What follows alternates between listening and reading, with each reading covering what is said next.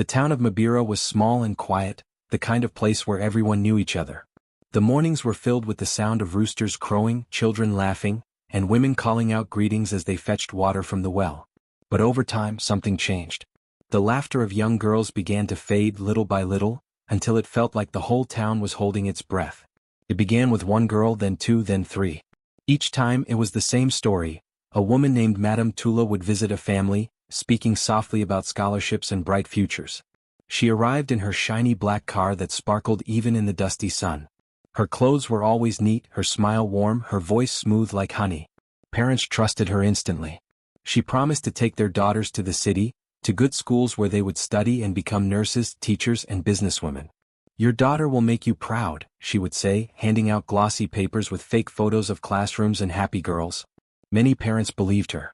Life in Mabira was not easy. Most families struggled to buy food, and paying school fees was a dream. When Madame Tula offered free education, it sounded like a miracle. One by one, girls began to leave. The morning of their departure was always the same. Mothers crying tears of joy, fathers shaking hands with Madame Tula, neighbors coming to wave goodbye. The girls would wear their best dresses and carry small bags with clothes and books. Everyone believed they were heading toward a brighter tomorrow. But weeks passed, then months, and no one came back. At first, people were patient. They said, "The city is far. Maybe they are busy with school." But when no letters arrived and no phone calls came, whispers began to spread. Some said the girls were working as housemaids in rich homes. Others said worse things, that maybe Madame Tula was not who she seemed to be. Still, no one dared to speak openly. People were afraid of losing hope. Among them was Nandi, a young woman of 20 who lived with her mother and younger sister, Asha. Nandi worked at the market, selling vegetables to help her family. Every morning she tied her hair in a cloth and carried baskets of cassava and tomatoes to her small stall. Her life was simple, but she was content. What mattered most to her was Asha's education. Asha was bright and full of dreams. She often said, "One day I will become a teacher and I'll build a school here in Mabira." Nandi always smiled when she heard that. "And I'll help you build it," she would say. One afternoon, Nandi noticed a familiar car driving slowly through the market. It was Madame Tula's car. The sun glinted off the silver mirrors as it rolled past the stalls. Nandi watched as people smiled and waved. Madame Tula stepped out, wearing a colorful dress and carrying a handbag that looked expensive. Children ran up to greet her, and she patted their heads kindly. She spoke loudly, her voice smooth and confident. "My daughters in Mabira are shining. I came to give more scholarships. Education is power." The crowd clapped, their faces full of admiration. But Nandi's eyes stayed cold. She had heard too many stories. Too many girls gone. That night, she sat with her mother under the moonlight, peeling cassava. "Mama," she said quietly, "have you heard that none of the girls who went with Madame Tula have come back?" Her mother sighed. "Maybe they are still studying. The city is far, my child. You know how slow letters can be." "But months have passed," Nandi said firmly. "Even letters from the city do not take that long." Her mother looked uneasy but said nothing. She didn't want to believe anything bad. Hope was all she had. 2 days later, Madame Tula came again, this time to their very door. Asha had been chosen for the next program. "My dear Asha," Madame Tula said warmly, "you have a bright mind. You will do great things. The city will love you." Asha's eyes shone. "Thank you, ma'am. I will make you proud." Their mother was overjoyed. "God bless you, Madame Tula. You have brought light to our family." But Nandi stood silently, her arms folded. She looked at Madame Tula and forced a smile. "Where exactly is the school?" she asked. Madame Tula laughed lightly. "It is in Kasanji City, near the river. A big compound, very safe. Don't worry, young lady. Your sister is in good hands." Her eyes, though, didn't match her smile. Nandi felt something cold crawl down her spine. That night, Nandi sat on her bed, unable to sleep. The wind outside whispered against the window, and she could hear Asha humming softly in the next room, packing her clothes. Nandi felt a strong ache in her heart. Something inside her said this was wrong, deeply wrong. She walked to her mother's room. "Mama, please don't let Asha go," she said. "Something is not right about that woman." Her mother looked tired. "Nandi, you worry too much. Madame Tula is helping everyone. She has connections in the city. Why would she harm anyone?" Nandi didn't answer. She just nodded and left quietly. But in her heart she made a decision. The next morning as the sun rose, Asha hugged her mother goodbye. "I'll come back soon, Mama," she said, smiling brightly. "You'll see me on TV one day." Their mother laughed through tears and waved as the black car drove away down the dusty road. But Nandi didn't wave. She stood still, watching until the car turned out of sight.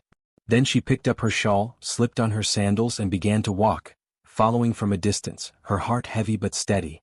The road was long and winding, bordered by tall grass and scattered trees. The morning air was cool, and Nandi's feet kicked up small clouds of dust as she moved quietly behind the car, keeping far enough not to be seen. Hours passed before the car finally stopped near an old warehouse at the edge of the forest. Nandi hid behind a tree, her breath trembling. She watched as Madame Tula stepped out, smiling as always, and led Asha and 3 other girls into the building. But this was no school. The place looked broken and dark. There were no classrooms, no sign of teachers, only silence. Then she heard a sound. A faint cry. A shout. A door slamming shut. Nandi's heart pounded. She stepped back slowly, her mind racing. Now she knew, all those stories, all those fears, they were true.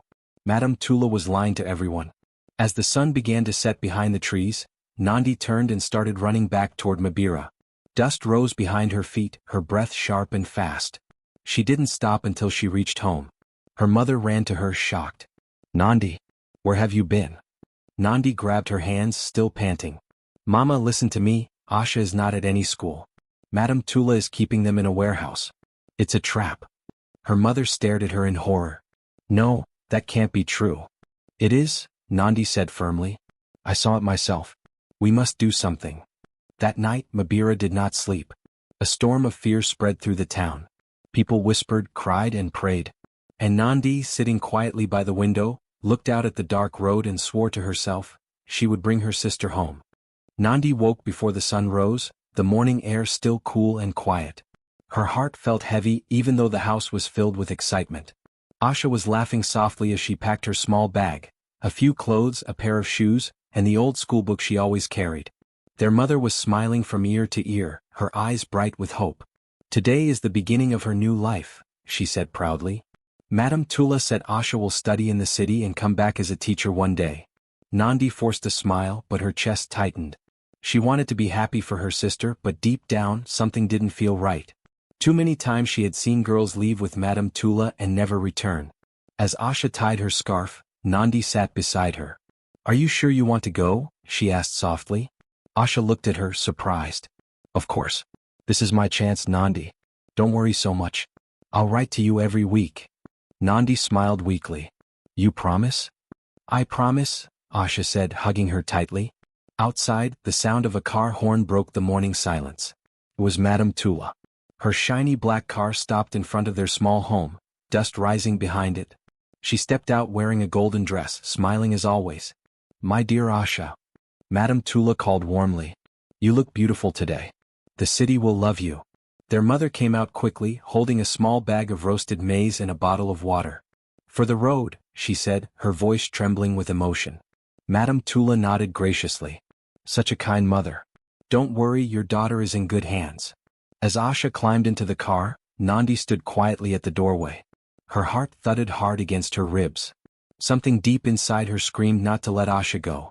But she stayed silent as the car door closed and the engine roared to life. Her mother waved with both hands, tears streaming down her cheeks.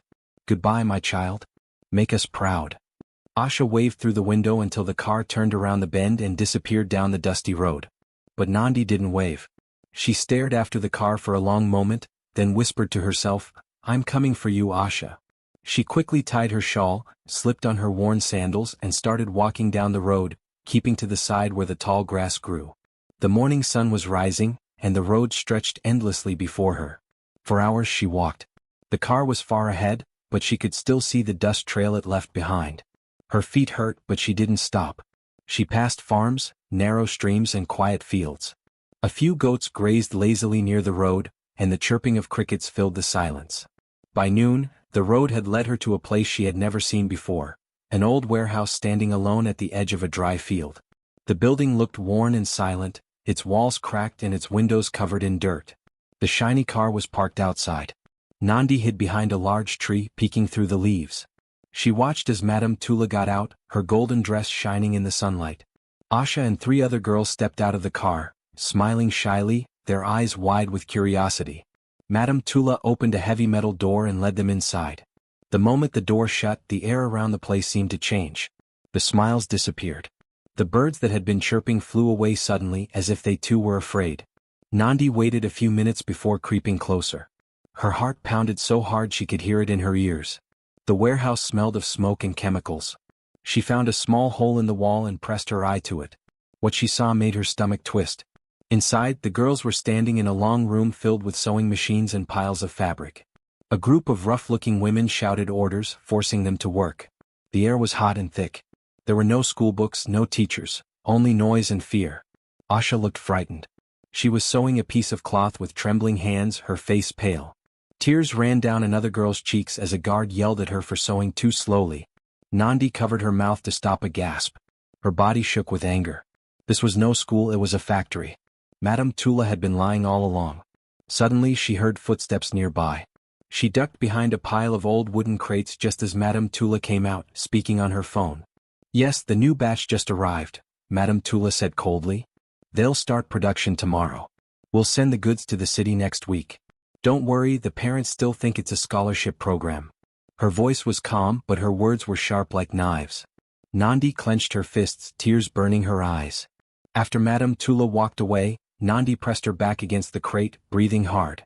Her hands trembled, but her mind was clear. She had to do something. She couldn't just leave Asha there. As night began to fall, Nandi crept around the back of the building. There was a small window covered with a thin piece of metal. She carefully pried it open just enough to see inside again. The girls were still working, their eyes drooping from exhaustion. Then she saw Asha glance toward the window. Their eyes met for a split second. Nandi quickly put a finger to her lips, signaling her to stay quiet. Asha's eyes widened in shock and relief, and she nodded slightly before turning back to her work. Nandi waited until midnight. The guards grew tired and the shouting stopped. The building fell silent except for the soft whir of machines being turned off. The girls were taken into a smaller room, probably where they slept. Nandi moved closer and listened. The door was locked from the outside. She could hear muffled whispers, the girls talking softly, crying quietly. Her heart broke. She wanted to break down the door and take them all home, but she knew she couldn't do it alone. She needed help. She turned and began walking quickly back toward Mabira. The road was dark, the only light coming from the moon above. Every sound made her flinch, the hoot of an owl, the rustle of leaves, the cry of a hyena far away. But she didn't stop. When she finally reached the town at dawn, her legs were weak and her feet were bleeding. She ran to the chief's house and banged on the door until a sleepy guard opened it. "I need to speak to Chief Sephew," she gasped. "It's about Madame Tula and the missing girls." The guard frowned. "At this hour? It's urgent," she cried. "Please." A few minutes later, Chief Sephew came out, his robe wrapped loosely around him. His eyes were tired but curious. "What is this about, Nandi?" She told him everything, the warehouse, the girls, the crying, the sewing machines, and Madame Tula's lies. Her voice shook as she spoke, but she didn't stop until the whole truth was out. When she finished, the chief was silent for a long moment. Then he said, "You did well, Nandi." "Very well. But this is dangerous. We will need to gather men before we go." Nandi nodded firmly. "Please, Chief. We must hurry. Asha and the others are still there." By sunrise, word had spread through the town. Angry parents gathered, shouting Madame Tula's name in fury. The men prepared tools and torches, ready to confront the evil that had hidden in plain sight. As they set out toward the warehouse, Nandi led the way, her face fierce and determined. She was no longer just a worried sister, she was a warrior fighting for truth. The road that had once frightened her now felt like a path of courage. And though she didn't know what awaited her at the warehouse, one thing was clear, she would not return home without her sister. The night was quiet when Nandi returned to Mabira, her heart heavy but full of determination. She had seen too much to turn back now. The image of her sister, tired and frightened in that dark warehouse, would not leave her mind. She knew she had to save her, no matter what it took. For the next few days, Nandi planned carefully. She told no one, not even her mother, because she feared the truth would cause panic or reach the wrong ears. Madame Tula had many helpers in town, and Nandi couldn't risk being discovered. She kept her eyes sharp and her words few. During the day, she worked in the fields as usual, pretending everything was normal. But at night, she thought of ways to get into the warehouse again. After much thinking, she decided the only way was to become one of the workers. She went to the marketplace, found an old scarf, and dressed in worn clothes to look poor and desperate. Then one afternoon she walked toward the warehouse pretending she was lost. When one of the guards stopped her, she bowed her head and said softly, "Please sir, I heard Madame Tula is looking for workers. I can sew. I can clean. I'll do anything." The guard looked her up and down, then shrugged. "You'll get little food and no rest," he said. "I don't mind," Nandi replied. He led her inside, and as soon as she stepped through the door, her chest tightened. The smell of sweat and oil filled the air. Machines clattered loudly, and rows of tired girls bent over sewing tables. When Nandi saw Asha, she almost cried out. Her sister's face was pale, her hands rough and covered in small cuts. Asha looked up for a moment and their eyes met. For a heartbeat, the world stood still. Then Asha quickly looked down again, pretending not to know her. That night, when the guards weren't watching, Nandi moved closer and whispered, "Don't cry. We will leave soon."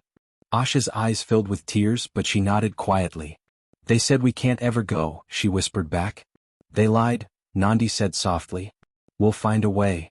Over the next few days, Nandi worked beside the girls, pretending to be one of them. She studied everything, where the guards stood when they changed shifts and which doors were locked. She noticed one old vent behind the storage room, half broken and rusted. It was small, but maybe small enough to crawl through. Every night, she whispered her plan to the girls. Some were afraid. Some didn't believe her. But when she spoke, her voice carried hope, a feeling they had almost forgotten. "If we stay," she said, "we will never see the sun again. But if we run, even if we fail, at least we tried." Finally the night came. The moon was full, lighting the fields outside in silver. The guards were half asleep, leaning against the walls. The girls finished their long day and were led to the sleeping room. But Nandi didn't sleep. She waited until the snores began, then shook Asha gently. "It's time," she whispered. Asha sat up, trembling. The other girls stirred quietly, looking at Nandi with wide eyes. They moved silently through the shadows, their bare feet making no sound on the cold floor. Nandi led them behind the storage room, where piles of boxes and fabric hid the small vent. She had loosened the metal earlier that day with a stolen spoon, and now it hung weakly in place. "Go one by one," Nandi whispered. "Be careful of the edges." The first girl crawled in, her dress catching on the rough metal. Then another followed. The sound of the vent creaking made Nandi's heart race. Suddenly, from somewhere near the front, came the sound of footsteps. A guard was walking toward the storage room. "Hurry," Nandi whispered sharply. Asha froze halfway through the vent, her legs stuck. Nandi grabbed her ankle and pushed hard. "Go, Asha. Don't stop," she whispered. The guard's voice echoed through the hall. "Who's there?" The girls moved faster, their breaths loud with fear. Nandi was the last to crawl in, her hands shaking. The metal scraped her arm, leaving a cut, but she didn't care. Just as the guard turned the corner, she slipped through and pushed the vent back into place. Outside, the cold air hit them like a wave. They were free but not safe yet. The field stretched out before them, tall grass swaying gently under the moonlight. Behind them, angry shouts erupted inside the factory. "Run!" Nandi cried. The girls ran barefoot across the field, their feet cutting on sharp stones, their hearts pounding like drums. The air was thick with fear and hope. Every step felt like a victory. They reached the edge of the field where the dirt road began. Far away, they could see the lights of Mabira glowing faintly in the distance. But just as they started running down the road, a shout came from behind them. The guards had followed. "Faster!" Nandi yelled. She grabbed Asha's hand and pulled her forward. Her lungs burned, her legs ached, but she refused to stop. Then, in the distance they saw headlights, a truck coming toward them.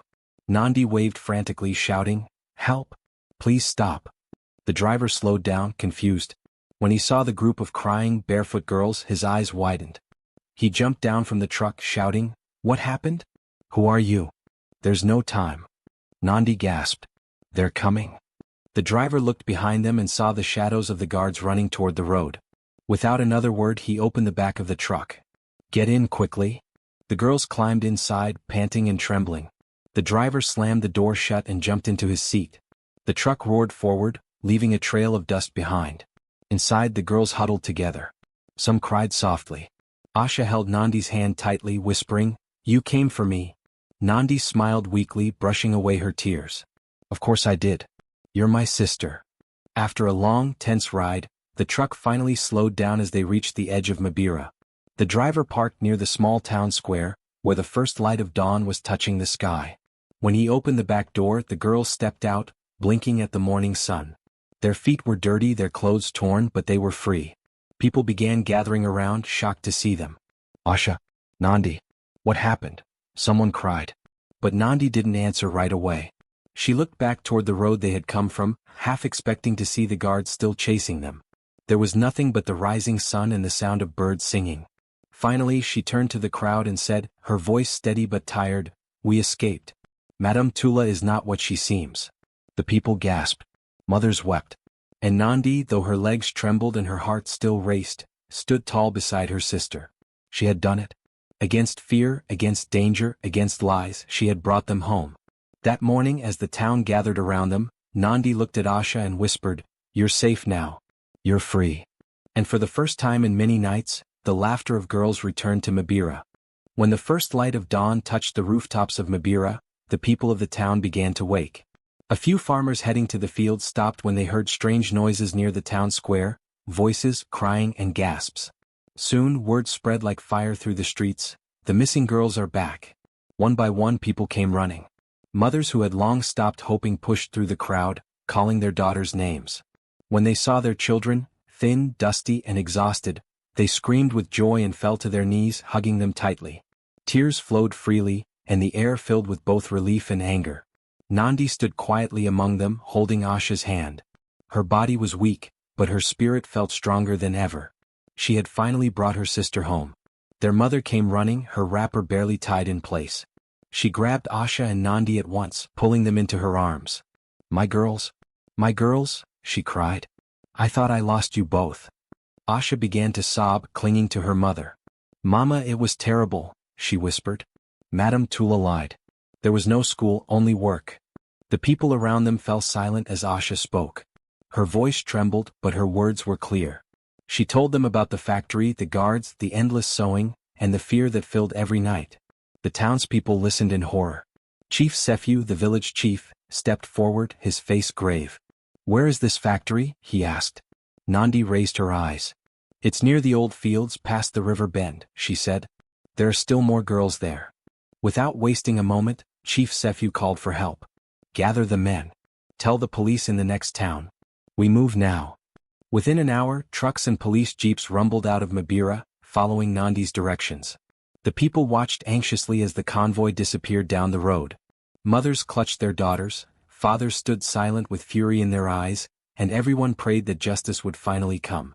Back at the warehouse, Madame Tula was enjoying her morning tea, unaware that her world was about to crumble. She was sitting at her desk, giving orders to her guards when she heard the first sound of engines. "What is that noise?" she asked sharply. A guard ran in breathless. "Madam, the police, they're coming." Her teacup slipped from her hand, crashing to the floor. "What?" she shouted. Before she could escape, the gates burst open. Police officers and villagers stormed in. The guards tried to run, but they were quickly caught. The factory doors were broken open, and the remaining girls came pouring out, crying and trembling. The scene was heartbreaking. Piles of unfinished clothes, dirty mattresses, and broken sewing machines filled the rooms. The air was heavy with the smell of sweat and pain. Chief Sephew pointed at Madame Tula, who was standing pale and silent. "You promised these families a future," he said coldly. "Instead, you stole their children's freedom." Madame Tula tried to speak, but her voice broke. It wasn't supposed to be like this," she stammered. The police handcuffed her and led her to the waiting truck. As she passed the rescued girls, they turned their faces away.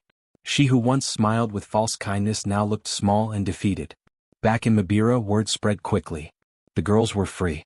The evil had been caught. The market women cheered when they heard, and the men beat drums in celebration. But some could not stop crying, thinking of how close they had come to losing their daughters forever. When the police trucks returned, carrying the rescued girls, the whole town gathered again. Nandi stood at the front, her heart full. The people surrounded her, clapping and thanking her. "You are brave, child," said one old woman, placing her hand on Nandi's shoulder. "You have done what even grown men feared to do." But Nandi shook her head. "I only did what a sister should do," she said quietly. Later that afternoon, reporters from the city arrived. They had heard the story on the radio and wanted to see the girl who had uncovered the truth. Cameras flashed and microphones were pushed toward her face. How did you do it? One reporter asked. What made you risk your life? Another added. Nandi looked down for a moment, her fingers gently holding Asha's hand. Then she said softly, no child should suffer in silence. Sometimes evil hides behind a smile. You only see its teeth when it's too late. Her words were printed in newspapers across the region. People far away from Mabira read about the brave young woman who had saved the town's daughters. Some called her a hero. Others simply called her a sister with a brave heart. That night, the people of Mabira gathered around the fire in the village square. There was music but also quiet reflection.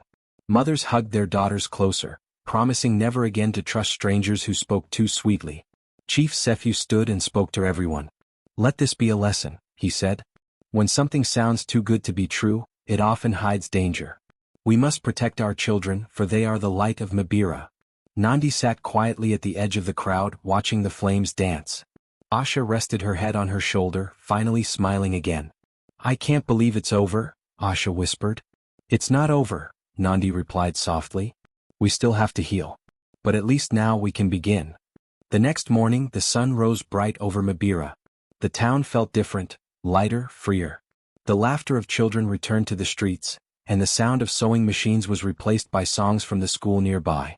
In the small courtyard of their home, Nandi helped her mother wash clothes. Their hands worked silently for a while until her mother spoke. You are brave, my daughter, she said gently. Your father would be proud. Nandi smiled faintly. I was only afraid of losing Asha, she said. That gave me strength. Her mother nodded. Love is the strongest thing we have. From then on, people looked at Nandi with deep respect. When she passed by, the market women smiled and the children waved.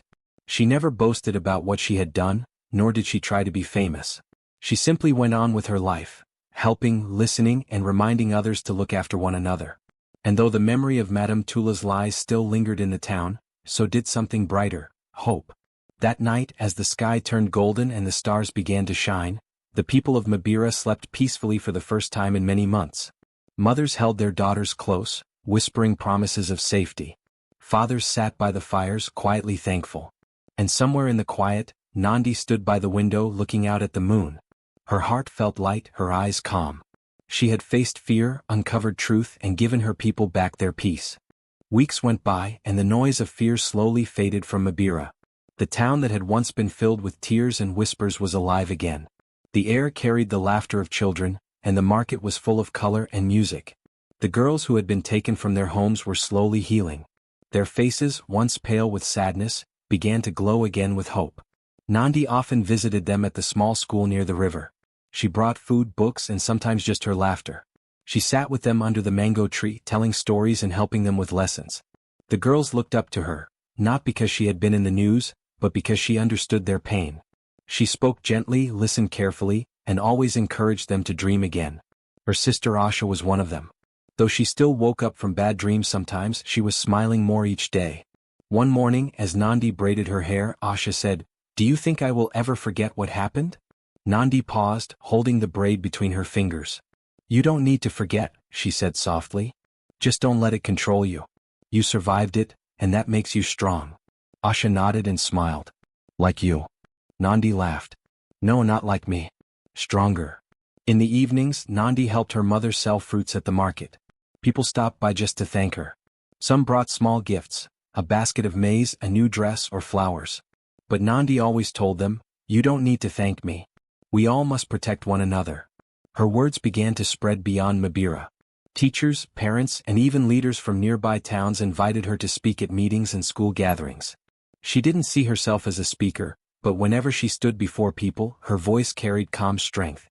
One afternoon, a big event was held at the town school. Parents, teachers, and students filled the yard.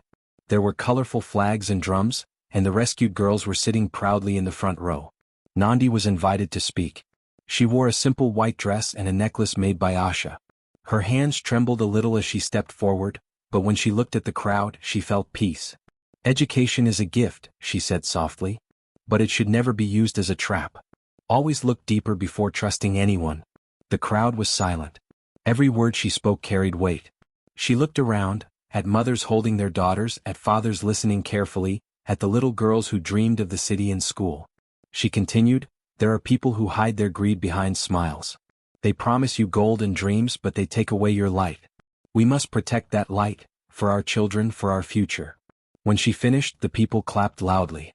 Some stood up, tears shining in their eyes. Chief Sephu walked to the front and raised his hand for silence. "This girl," he said proudly, "has taught us what true courage is. Not the kind that fights with fists, but the kind that stands up for truth. We must not let her message fade." That day, the people of Mabira decided to start something new, a community group named the Nandi Trust. Its purpose was simple: to protect and educate young girls, and to make sure what happened would never happen again. The trust began small. A few mothers volunteered to visit nearby villages and talk to families about safety and education. Teachers joined, helping to create small workshops for girls. Even the men got involved, guarding roads and reporting any stranger who came offering scholarships. Nandi didn't see herself as a leader, but everyone came to her for advice. She helped plan meetings, wrote letters, and encouraged young girls to dream of safe, honest futures.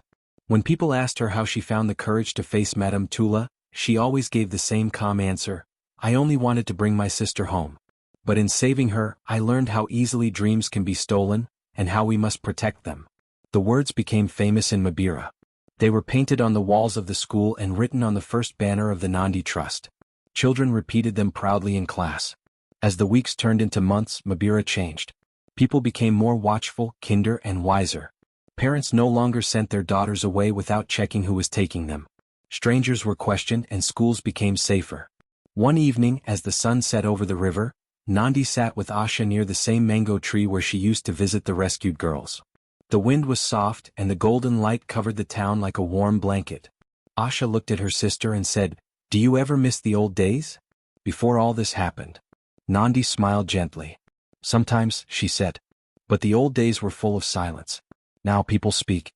They protect each other. I think that's better." Asha nodded slowly. "You think people will remember this?" "They will," Nandi replied. "Not because of me, but because they learned something important. Fear can break us, but it can also make us stronger if we stand together."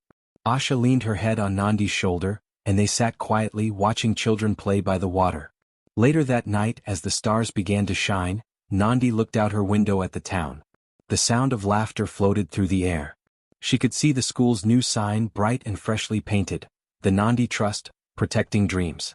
She closed her eyes and whispered, "That's all I ever wanted." In the following weeks, life moved on, but the lessons stayed. The story of what had happened became part of the town's history. Parents told their children about the brave girl who followed her heart and saved her sister. Mabira became a place where daughters were cherished, where families worked together to keep their children safe. People from nearby villages came to learn from them, to see how they had turned pain into power. Sometimes at night, when the wind blew softly through the trees, the townspeople said it carried Nandi's voice, calm, wise, and full of hope. It said, "Protect your dreams. Protect your children. Evil hides behind smiles, but love shines brighter." And from that day on, no one in Mabira ever forgot. The town that once cried in fear became a place of courage, unity, and faith. Nandi's name lived on, not as a tale of sorrow but as a story of strength. The girl who reminded everyone that even one heart filled with love could change a whole town.